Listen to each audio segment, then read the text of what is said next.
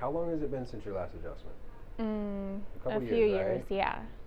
And she's had multiple surgeries and injuries, not on her neck, but your knee, your shoulder.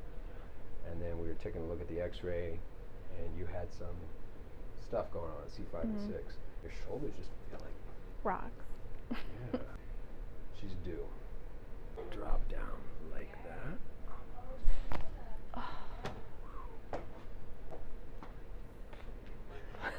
Oh my god. Wow. Hey, the other patients heard it too. There you go. That was a lot. I was not expecting you to move like that. That was actually impressive. This one, we're just kind of dropping the ear down like that. Nice, perfect. You got the lights turned back on that one. There you go. What do you think of that? That's way better. Okay. I love your nails too, by the way. Oh, thank you. Oh. Little Valentine's Day Special. Keep going. Nice. Nice.